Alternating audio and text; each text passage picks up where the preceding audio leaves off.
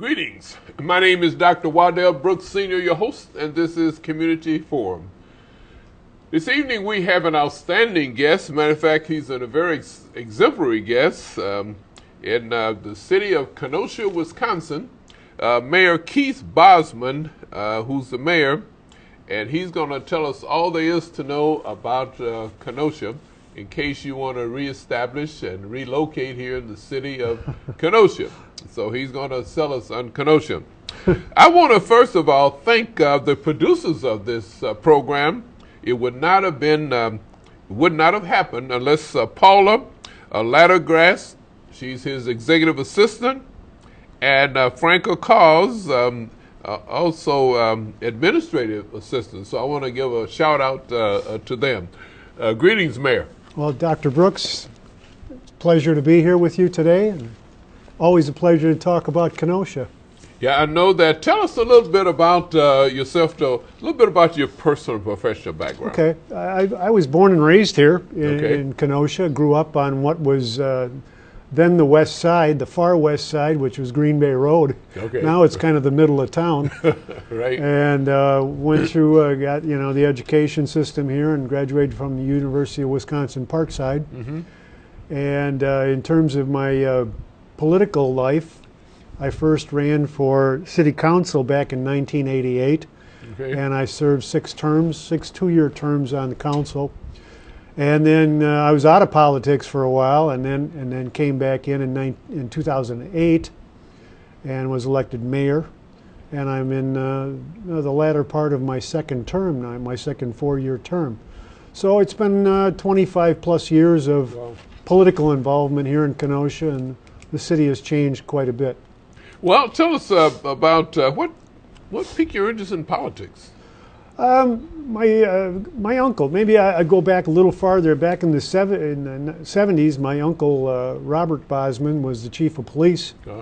So I think that probably got me interested in the political scene, reading about his work on the police department back in the 60s and 70s. And then, as I got older, settled, a little more settled, decided that it was time to run for alderman and try to get involved a little more. So that was over 25 years ago now. So it's been a good run. Well, tell us about Kenosha now. 25 years ago up until now, has been a big change, right? But tell us about. There has. It's when I was coming on the council in 1988, just before I was elected, Chrysler announced that they were going to close the assembly plant in Kenosha. And the plant closed in 1989. There were 6,000 people that were put out of work in one day. Wow. So it was a challenging time. We got through that. We redeveloped our lakefront where the Chrysler plant, where the assembly plant was. Okay. That took 15 years of planning, cleanup, and development work to get to where we are now. Okay. So that was a big project. But like many of the Midwestern cities, we've lost a lot of our old manufacturing.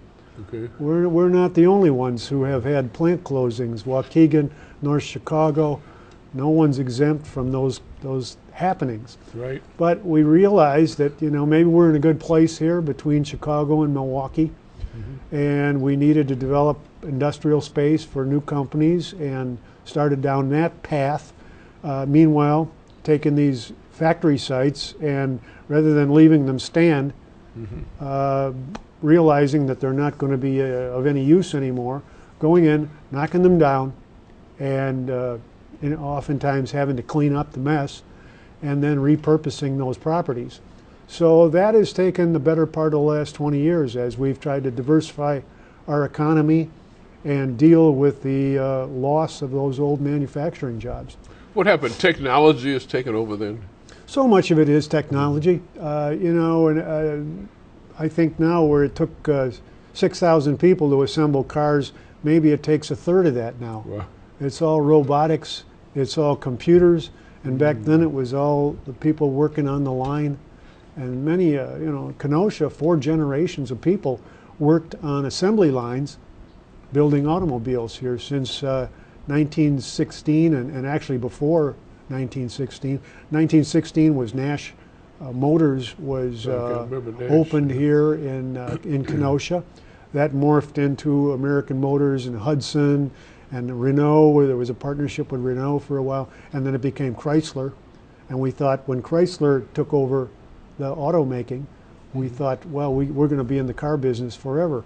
Well, then they decided, no, we're not. We're going to close the plant. We're going to go to more modern facilities for our assembly. And it was a realization that, hey, we better plan for our future. So that's when Lakeview Corporate Park was just coming online with the power plant that everybody knows out on the west side, and 1,500 acres of industrial park. Okay. And much of that has been utilized now. There are something like 9,000 people that work out in that industrial park. Wow.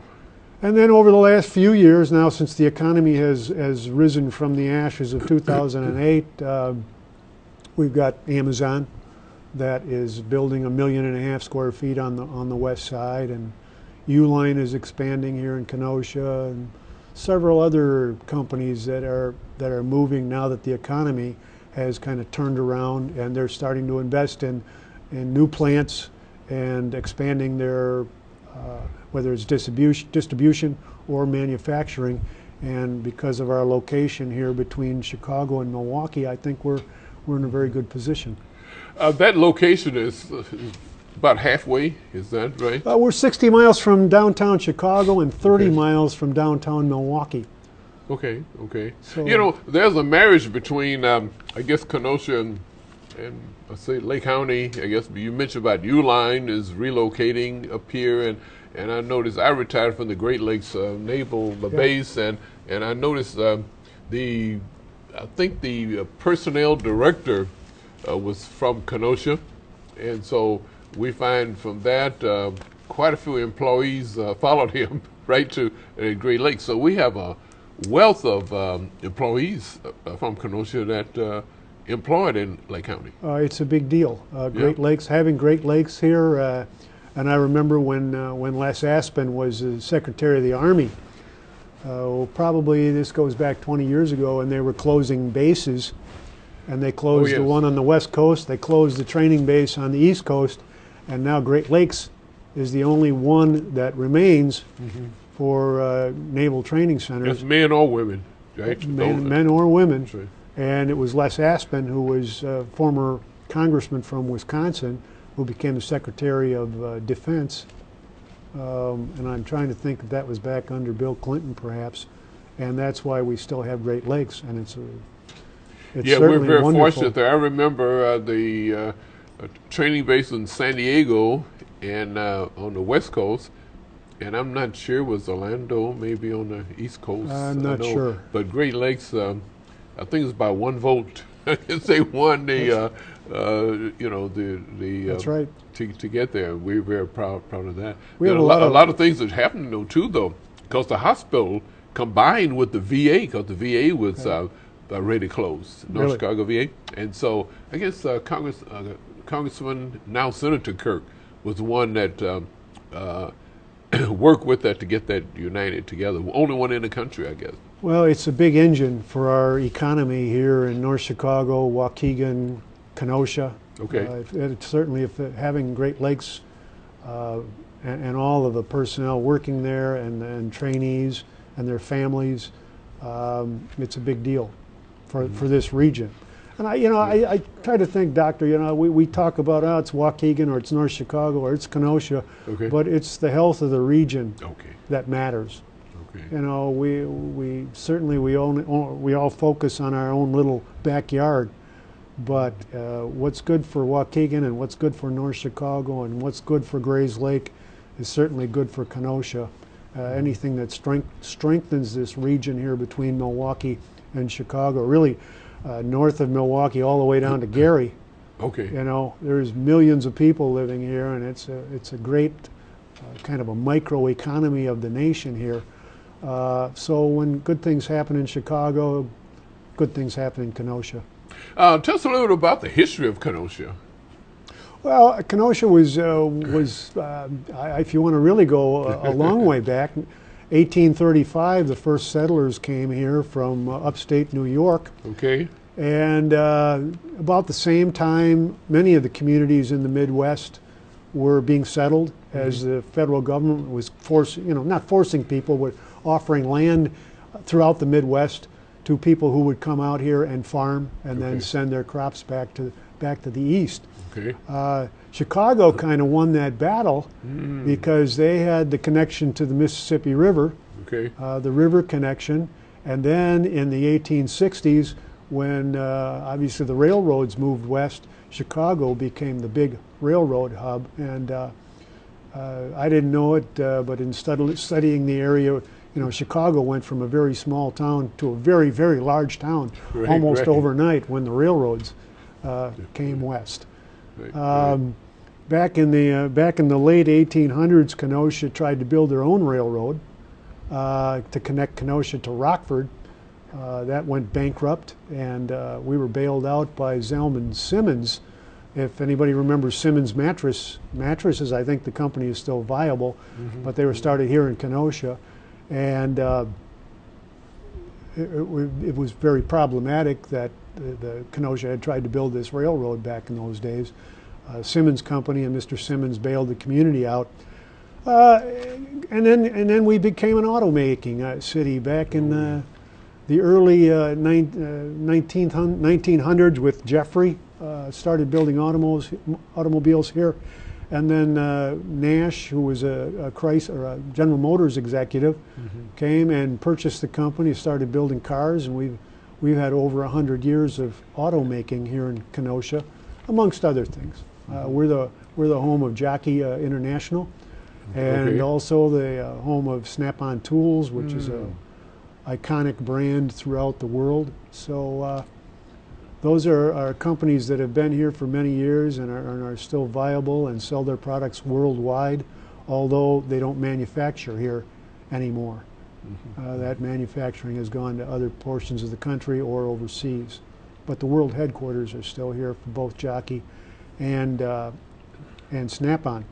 We have Carthage College, which is 2,500 students, liberal arts college, and then the University of Wisconsin Parkside, which is some 5,000 full-time students, and then we're home to the Gateway Technical College. So we kind of got that three-headed monster, if you will, of education here in Kenosha, and we have over 10,000 college students here in Kenosha between those three institutions. So I think that's part of why we've been able to attract some of the investment from companies here, because we produce, I think, a good workforce from those three colleges, and people can come here and know that they've got people to draw from and good employees. I mention that because this program will be shown worldwide. Oh, wow! And so it's not just Kenosha, Waukegan, Lake County, and Chicago, but you go online, communityforumonline.com, or they may want to go to drbrooks.tv, small d, drbrooks.tv. And so I'm wondering, since we have this forum, what does Kenosha have to attract people here to want to relocate in Kenosha? Well, they can find jobs here in Kenosha, or our largest employer actually is Abbott Labs. Oh. Surprise. Yeah. Okay. 20 miles to our south, or 20 or so miles and Abbott is doing a lot of recruiting here in Kenosha. And people who, can find jobs at Abbott. My son-in-law works at Abbott. His father worked at Abbott. So that's our number one employer.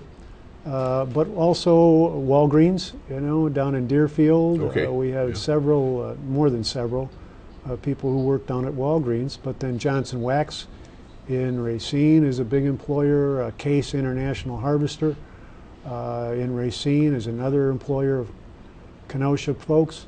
And there's quite a few people who commute to Milwaukee and Chicago. Wow. From Kenosha. We have a metro stop here in Kenosha, the far north, last stop on the North Line where people can commute to work down in Chicago.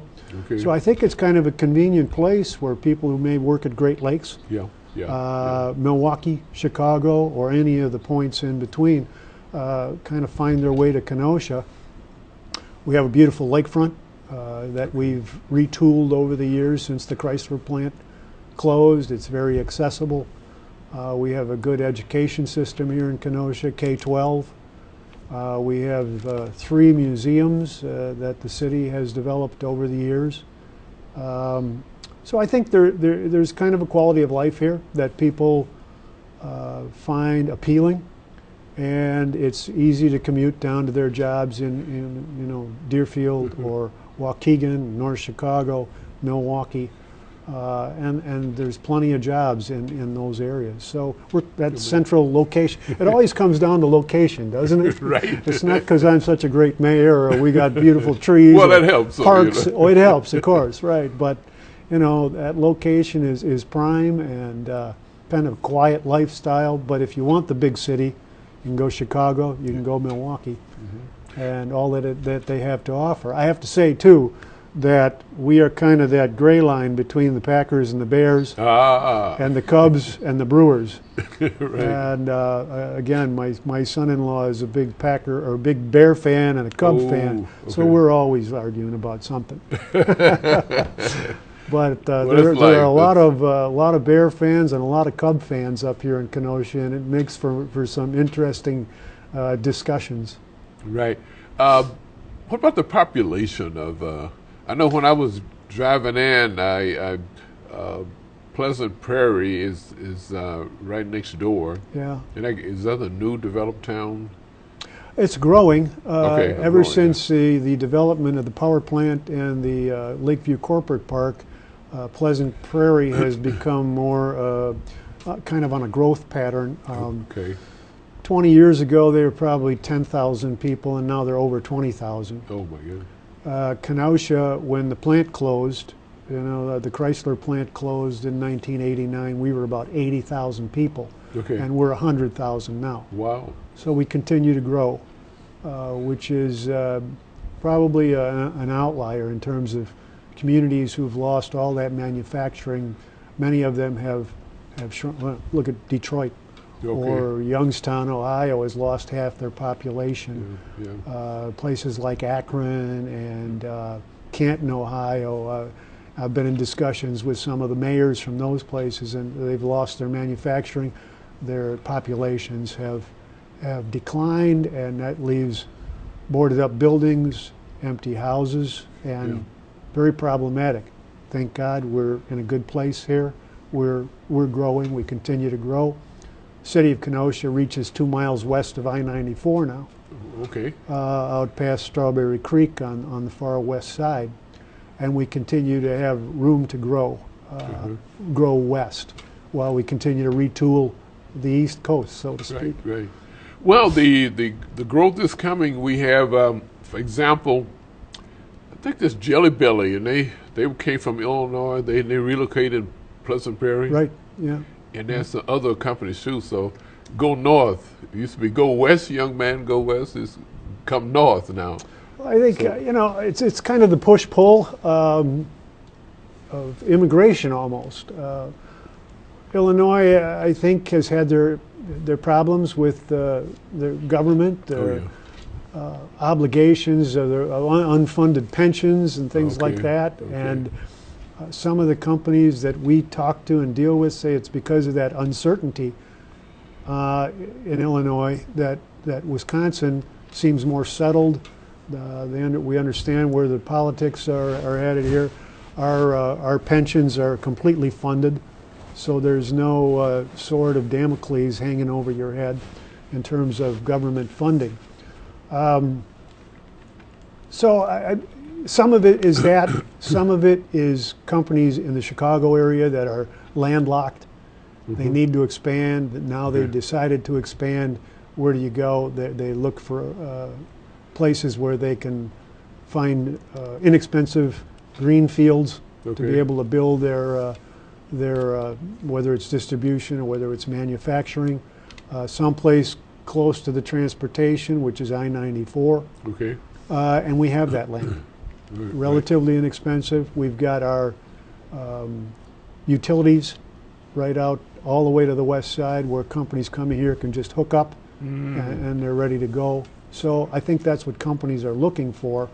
The political turmoil in Illinois and perhaps the lack of space to expand is maybe pushing them up across the border into Wisconsin.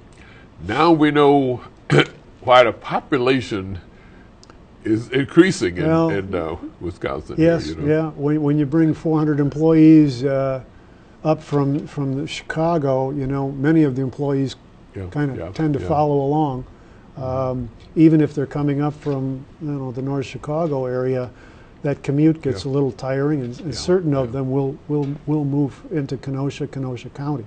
What about resources here in Kenosha? In terms of utilities or things like that? Physical resources. You know, you mentioned there's no manufacturing. I mean, the resources you use.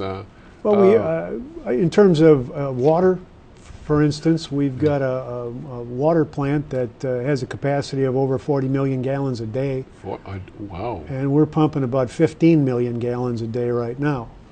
So water is not as big an issue to companies as it was back in the manufacturing days, but we have plenty of space or plenty of capacity to be able to expand our population base and our manufacturing base. I mentioned I can't go away without mentioning the casino. Yeah. I can't, you know, has that been an advantage or disadvantage? Well, I'll tell you, we've got a 180 acre parcel out on the west side that was the former Dairyland Park Greyhound racing facility. Oh, yes. Yeah. Okay. And the Menominee Indian tribe has had a proposal in the Bureau of Indian Affairs in Washington, D.C., and now it's been approved by the Bureau. Okay. Okay, so it's on Governor Walker's desk. He has the veto power. If he signs it, then the Menominees and their partners, which are the Seminoles from Florida, who own Hard Rock Entertainment, they will partner with the Menominees, and they will bring $800 million worth of investment to Kenosha in terms of a casino, hotel, shopping, a small arena for concerts and sporting events. So it's more than just the casino, but it's up to the governor to sign this. And he's got until February 19th. They've been doing a study, commissioned a study to kind of look at what the impact might be on the other tribes throughout Wisconsin.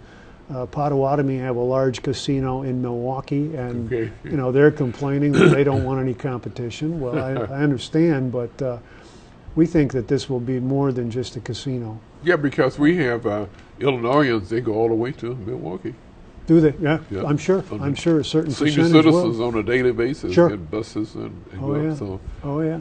So well, we see this Hard Rock, of course, as a national, worldwide brand that we would be most pleased to have Hard Rock operating this facility here in Kenosha.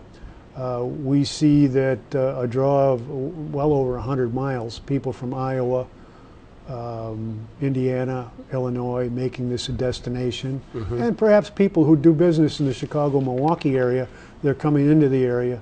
They would fly into O'Hare or Milwaukee and then base their operation or base their stay here in Kenosha at the Hard Rock Hotel. So we see it as more than a casino. $800 million in investment on the part of Hard Rock, which is 3 times the Amazon project, and then thousands of jobs, both in construction and people who might be working at that casino. So we see it as a big deal. I'm very hopeful that the governor does the right thing and signs it. It really would have a big effect on the total budget, right? Oh yeah. I mentioned that because I'm from East St. Louis, And the state approved the casino there, right on the Mississippi River. Okay. And it was about half of the budget, half of the city budget. Yeah. You know. Yeah.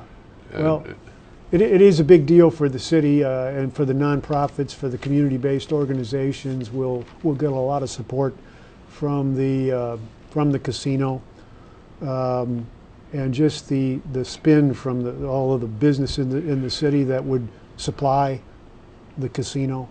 So I can't even put a number on it. It's a big deal though, but it fits in with our tourism because we have a lot of tourism. A lot of people come to Kenosha for the lakefront, for the shopping, for golf, for sport fishing.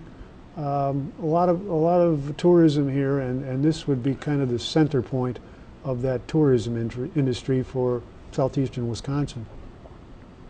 I actually think it would help Zion and Waukegan in bringing people into the area. Right. It'll be a regional draw. Right. You mentioned about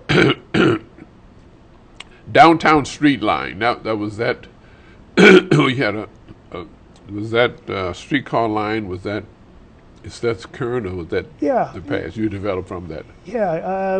We just approved an extension of our streetcar line in the downtown. Now, people may not know that we've got a streetcar that has been operating now. These are kind of 1950s vintage streetcars that we got from Toronto, Canada, as they were changing out their cars. Okay. And as we were redeveloping the Chrysler property in the downtown, that's when this streetcar idea came up.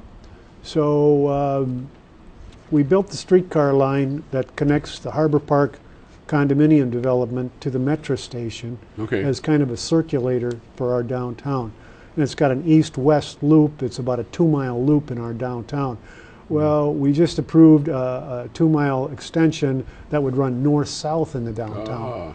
And it would allow people to connect from the lakefront and the museums, the metro station, and all of the shops and restaurants in our downtown. So, we see it as we've got $8 million to do a $10 million project. $8 million federal grant to do a $10 million expansion. So we see it as we're taking advantage of it, I think, and expanding the system. That'll be done. Perhaps we'll start it in 2015 and finish it in 2016. Okay. Well, what about Kenosha as a community, residential versus business? You declare yourself a residential community or business? Some people call us a bedroom community, and maybe that's true in some cases, where people live here and work at Abbott, for instance, or they work in Chicago or they work in Milwaukee. But I think that, we've managed to replace most of the jobs that we've lost over the years, so people can actually come here, live here, find work here. It may not be in the central city anymore, but in any of our industrial parks where we have 200 different employers out there. And it's a good thing because it's not 6,000 people all working in the same building. Yeah. It's 100 here, and it's 50 here, and it's 200 there. And if one of those is having a bad day, somebody else is having a good day. So we've diversified in that way where people who live here in Kenosha don't have to go very far to find work. Yeah. And anything from entry level up into very high-tech positions. Amazon, for instance, yes, they're going to have a lot of people who can find $13 and $14 an hour entry-level jobs just picking and packing orders. But there's also all these systems that move packages through there that are very high-tech, that take quite a bit of knowledge, quite a bit of training and expertise to be able to develop the systems, manage the systems, and move products through those warehouses. So we've got a good balance, I think, of people who can find entry-level work and then move on to something better, and then people who are highly skilled technical jobs that have become available at the Amazons of the world.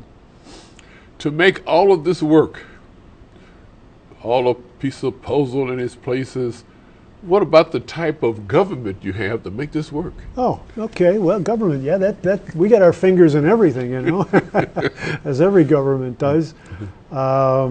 We have 17 aldermen on our common council. They're elected every 2 years. They serve districts, individual districts. There are none of them that are elected at large. Okay. Okay. Yeah. So a typical district would have 6,500 or so residents, and we meet every other week, first and third Mondays of every month, and in between that time they go to committee meetings, and we develop the laws that carry the day here for the city of Kenosha. Mm-hmm. We try to be very reactive to the needs of business. Companies coming here want to get a shovel in the ground like tomorrow. Right. You know, they're always in a hurry, and there's never enough time to waste, you know, to get these things going. So we realize that, but then there's the balance of trying to fix the streets and provide for a quality of life. We have 70 parks. We have miles of lakefront beaches that we like to maintain. We came to the realization that maybe we were spending a little bit too much money in our budget on developing parks. You know, we had over $2 million a year in our capital improvement budget for creating new parks and augmenting the parks that we've got. We've kind of backed off a little bit on that now, and we're down to spending just about $1 million each year on park maintenance and park upgrades. And we've put some of that into the streets. We're trying to play catch up a little bit on some of the 335 miles of streets that we've got to maintain here in the city. So as the city has grown, we've built more streets, but now you got to go back and rebuild them and maintain them, and it's always a balancing act. But we have a good council. We work together, and people understand. People on the park commission understand that public safety and streets probably are higher on the pecking order than the parks, but doesn't mean we kind of leave the parks go. It's just that maybe we're not doing the grand plans that we've developed. Maybe it's a little slower developing these plans than you know, some people might want. What type of tax base do you have? I can't compare it to other communities around us. Our mill rate for city purposes is around 10, okay, and we're about a third of the total tax bill. Okay. To put it into someone who's got a $125,000 home might pay $3,000 in property taxes to both to the city, to the county, and to the school district. There's three major taxing bodies there.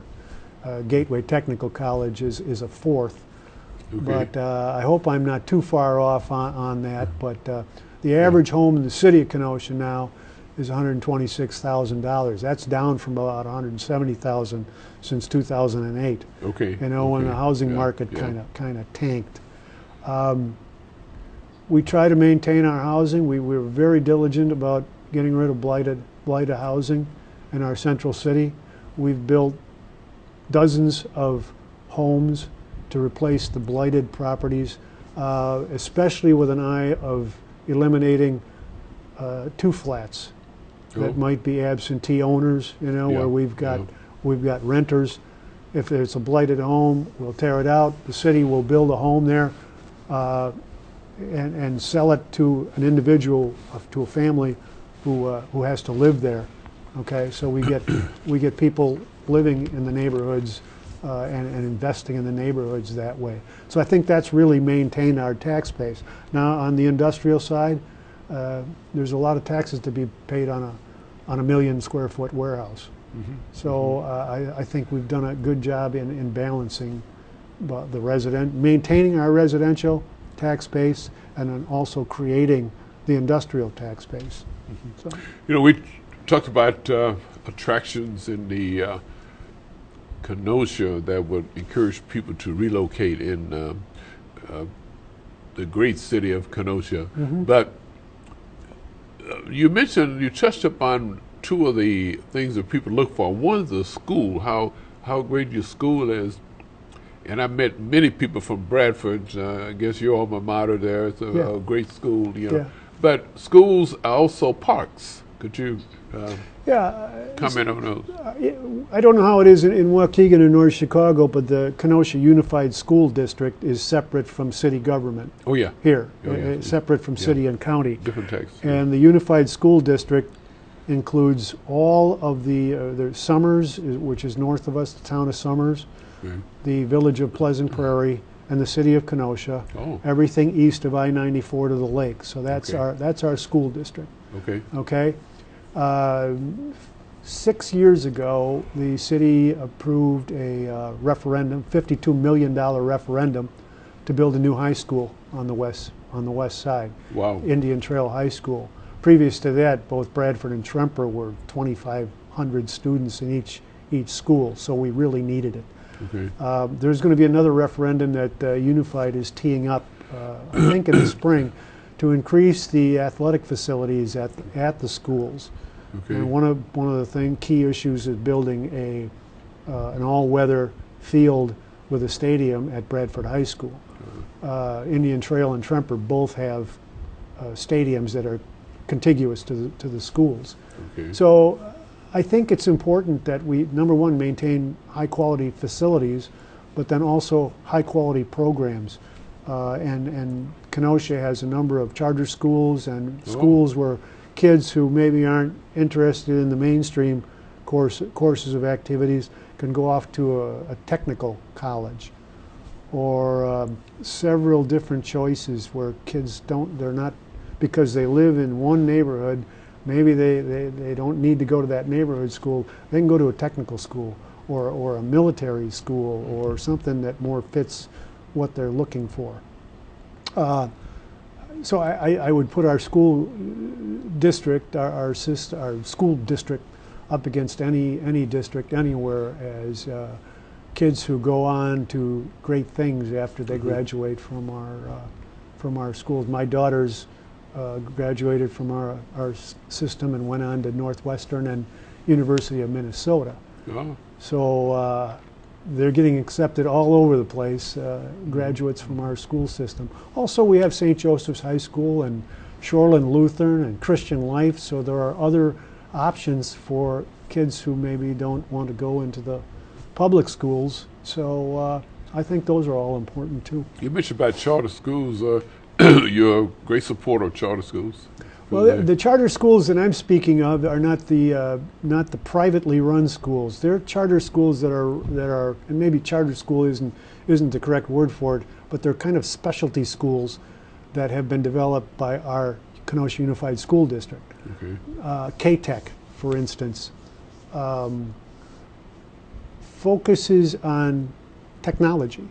For the kids who want to take, their pathway is going on to high tech. They want to go to college and learn things that I can only talk about, you know. But they have that opportunity, and it's part of our school system. It's not a charter school in that it's privately run and supported by the government. Okay. Okay. Yeah. It's run by our system. We have a growing charter school system in Illinois. It's a public supported though. They are public. Okay. Yeah. And that's ours. Supported, that's ours. Okay. Yeah. And but then there's the private schools that if students choose to go to either St. Joseph's High School, which is Catholic, Shoreland is Lutheran, Christian Life it's not Christian Life anymore. Maybe it is Christian Life out on the west side. There's a lot of different choices. Yeah. If people want to go ahead and pay extra money to go to send their kids through parochial schools, so those options are all there. And we have a lot of people from Waukegan who send their children up to St. Joseph's. Right. My son-in-law, let's go back to my son-in-law, the Bear fan.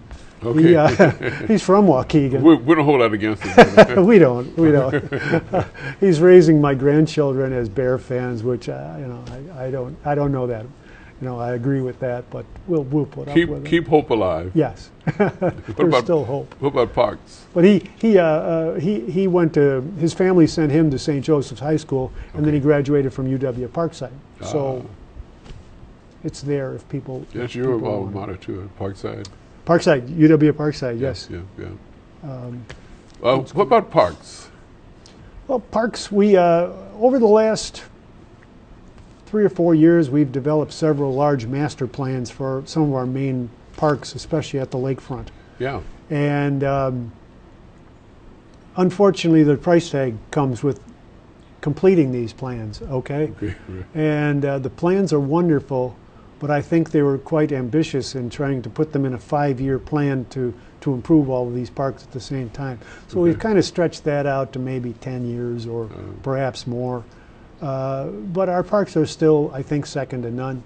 We have a lot of small little neighborhood parks that might be just one block of green space in a neighborhood where the kids can go out and play. And then we've got other places where they're more specialized, where it might be tennis courts, or it might be 4 baseball diamonds back to back, or a couple of softball fields over at this park. And we're just completing a park on the north side this year that is a partnership with Carthage College, and they are developing a lacrosse field on our park on the north side, and then we're also putting in an ADA accessible playground next year. Very specialized equipment that kids who have disabilities would be able to go there and use, and we've been kind of remiss on that front because we have no ADA accessible equipment in any of our parks. So now we're doing a big project here next year, $1 million project that will provide an ADA accessible playground for kids who need it. Now, you did mention there are 3 separate taxing bodies in the park, school, and the city, right? County, city. What do you got, county too? County, city, and school district, and then Gateway Technical College. Park system is part of the city. Okay. It's not like a park district, like I think Waukegan or Lake County has a park district. The parks are part of our city budget, city capital improvements, and then there's also county has parks that are in places throughout the county that are non-city. So 2 separate park departments there. Okay. Yeah. Lake County, we have a forest preserve too, I guess. We're not. Must be parks too, I guess. It's beautiful. It really is. And I know they run a couple of the golf courses down there in Lake County that are. I've been able to sample some of those from time to time. So. You're not a Tiger Woods, though, huh? I'm not close. I'm not close. Believe me. You may meet him. He's on the downgrade. You may meet him going unfortunately, up. Unfortunately, Tiger's had his troubles. You can't be one forever, Well, you mentioned we talked about the type of government, but do you have a chief of staff, or would you feel a need for a chief of staff as part of your government? Yeah, in the administration, in my office, you have the mayor who is the chief executive officer. Okay. But then I've also got a city administrator who is the chief operating officer. Okay. Okay. He works directly with the department heads, of which we have 17 different departments. Okay. Museums, library, police, fire, transit, airport, public works, parks, and I'm going to miss a few there, but you get the idea. You get the idea. Right. And then I work with the aldermen. I'm more directly connected with the city council in trying to sell projects, or you're a marketing person. Huh? Yeah, that's my background, by the way. My background. I was over 30 years in food sales. In my real job before I got into this gig. A real job. That was my real job. I worked for a company called Dirk's Waukesha Food Service for the last 18 years before becoming mayor, full-time mayor here in Kenosha. Okay. But I had been in food sales for 30 plus years. In the last 18 as kind of a regional coordinator, southeastern Wisconsin and northern Illinois. for Dirks Waukesha. Mm-hmm. So I guess it's sales background. It's you know, if you can sell things, you can sell things. Okay. Have you found a need for an affirmative action officer? I mention that because my last 8 years at the Great Lakes Naval Base was equal employment opportunity manager. Mm-hmm. We found had a need for that, and of course in the government. Have you found a need for that here? And of course that's another lead-in question too. It's about minority participation in city government. Mm-hmm. Now, if you have I'm leading because if you have a heavy minority population in city government, then you probably may not need an affirmative action officer. We don't have an affirmative action officer. I don't know that we had. I think we did for a time. We certainly. I don't know if we do any special outreach to minorities to come and apply for jobs at the city of Kenosha. We are certainly welcoming, and we try to bring people into the fold. How much minority population in the city of Kenosha then? That makes it. I think we're probably 15%, 12 to 15% Hispanic now. Okay. And about 10% African American. Oh my God. Okay. Okay. So that's both a growing population, although not growing exponentially. Okay. I remember back when I was on the redistricting committee back in 1990. Okay. Over 20 years ago, we had minority representation. People living in every district in the city, with minorities, both black and African American and Hispanic, that had populated every district of the city over 20 years ago. So there are not these enclaves, like you may find in some cities. So I think we've been a very open community. We have minority representation in all areas of our employ. We have one of my dearest friends, Catherine Marks, who African-American lady who served on the city council for 20 years before retiring 4 years ago. Had a hand in redeveloping much of the inner city, and is still, I saw Catherine this week, she's still involved.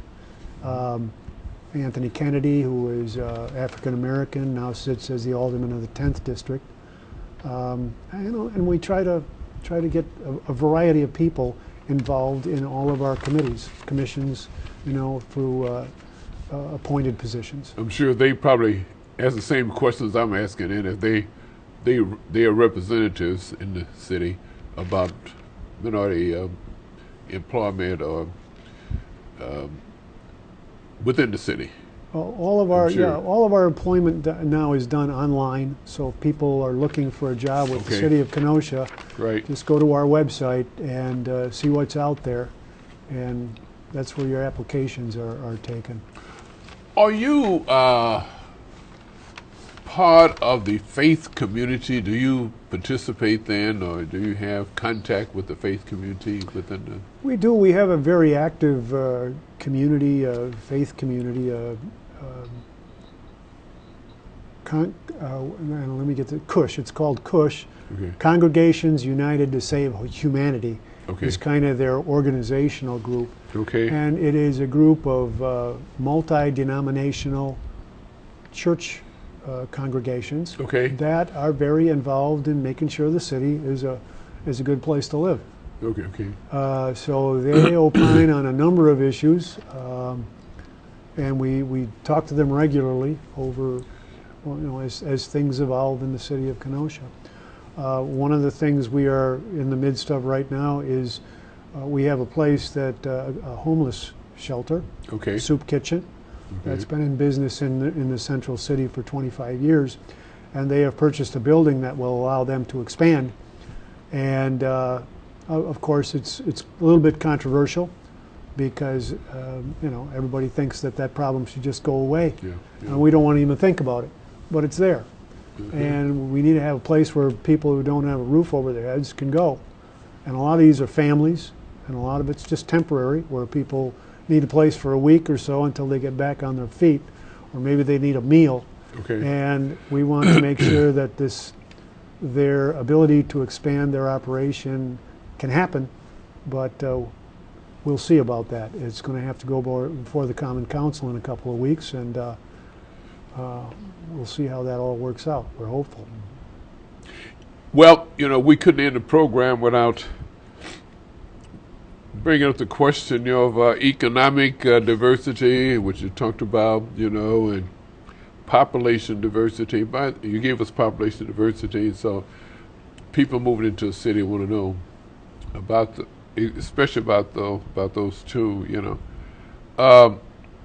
What about your community participation? I'm sure that you have a wealth of community participation, right? Well, it depends on the issue, Right. If somebody's ox is getting gored, Right. then they tend to pay more attention than if you're talking about putting in a stop sign on the corner. We do. I think we have a very media, Kenosha News, Okay. the WLIP has talk radio where they're talking about local issues almost daily. Oh, yes. So if there's a hot button issue, people, I think, can be informed easily. The aldermen are all very accessible. So if there are times when people want to talk directly to their government representative, they're there. Okay. So we try to be very honest and open and bring things out and talk them through, especially if we're doing a land use plan for a redevelopment area. Okay. The meetings tend to go on and on and on, which is good. And then thankfully we have local TV where the Okay. meetings our council meetings are on local television. Fantastic. Live, Yeah. and then they're replayed many times over. Or we'll have meetings like we had a downtown update that was an hour-long presentation that thankfully local media is there. They do the taping and then they replay it so people have an opportunity to look in. I thank you very much for your extra time. In addition to the weekly, I guess, bi-weekly coverage of your city council meetings, you still made yourself available. Absolutely. For Community Forum, which airs at 1 o'clock on Thursdays, Okay. and also 8 o'clock on Saturday mornings. Well, I certainly appreciate you doing this. Uh-huh. I appreciate it. I understand you've been at this for quite a while, and Yes. Since '93, I guess. that's only a couple of years. It's been a pleasure, and I'm glad you do this and Okay. bring out the issues. People need to know what's going on in their communities. Well, Mayor Bosman, what about leisure time activities? Do you, with all what you're telling us, do you have any time for leisure time activities? Oh, I do. You have to make time, and I've got 2 grandchildren now, little ones, and we get out to the parks.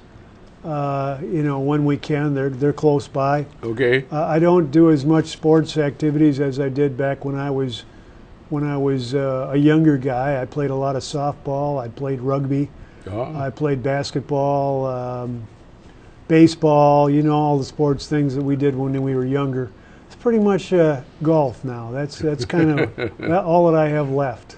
Right. But physical fitness is important. That segues into our wellness program that we've developed for city employees, where we've got a nurse practitioner. Wow. That our city employees can go visit if they need to, and then we try to push them into maintaining fitness. And Fantastic. it's done well enough over the last few years that we had no increase in our health care costs for the city this last year. Wow. So it's very important to me that people try to be healthy, and you can live a better life when you're feeling good. Well, so you brought up another topic, healthcare costs. What about affordable healthcare? How do you feel about that? Well, I'm for anything that's affordable. How do you get there? I'm not sure. And if you're talking about the national issues, I kind of try to stay out of those things. I try to focus on the things that are going on here. What are your people benefiting from it? I see. Our people, citizens, the typical, not typical, but our costs for our employees run something around $16,000 per employee per year. Okay. So that's what we're focusing on. How can we maintain that? How do we keep that from breaking the bank, yet also provide a benefit for our employees? Okay. And we've had to balance that a little bit with deductibles for the last few years, but it's a problem. It's an issue for people who aren't working or seniors. You know, how do you afford it? How do companies? There's no afford magic it? wand you can wave, I guess. Too. You're right. There is no magic wand, and the costs continue to escalate as techniques and technology becomes better. Yeah. You know, there's ways of saving people that they didn't have back when we were kids. Well, let you have the last minute to talk about the redevelopment projects along the Kenosha lakefront. I know you probably just want to emphasize that you mentioned about South Park Marina, the Harbor Park, downtown streetcar line. It's another program for that. You just may want to just. Yeah, we could probably sit here and talk for an hour. If you want to do another hour, we could do that. But I'll take a quick whack at it. Okay. A couple of years ago, we developed a downtown plan, and it came forward with 24 recommendations that we're probably halfway through those. And in 2015, we have 3 major projects that will tee up in the downtown. I've already mentioned the streetcar expansion. Okay. But there's also taking an old 100-year-old building, turning it into a hotel with a ballroom, and preserving that historic building. There is the old YMCA in the downtown. That's a beautiful historic building right on Library Park. Okay. That we have a developer who will put in 45 apartments. Some of them will be at, I don't want to say assisted living, but more workforce housing. Okay. And then we're moving on the demolition of an unused factory in the downtown, a 2-block area that will be redeveloped as 60 units of apartments for people who want to live in the downtown. So there's 3 big projects that will bring over 140 units of residences to our downtown, and that's what we need, is more people working and living in our downtown. Well, people have had a chance to look at, this is your, I assume you. Oh, that's my office there. Ah! There's my office up there. Okay. This is looking out right over our harbor in the downtown. Okay. City of Kenosha Municipal Building. This could be another program talking about that. I know that's one of your favorite topics. It is. Eventually that building will be gone, and hopefully we'll have a taxpayer situated there, right there on the lakefront. But okay. that might be a couple years down the road yet. Right.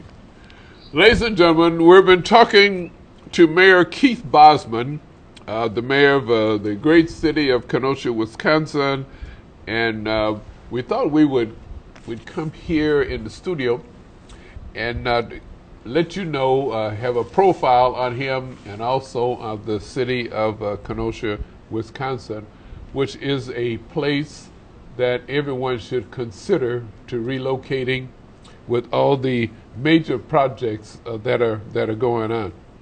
We want to again thank Paula Lattergrass, Executive Assistant, and Franca Calls, I guess it is, Administrative Assistant, for making this program possible.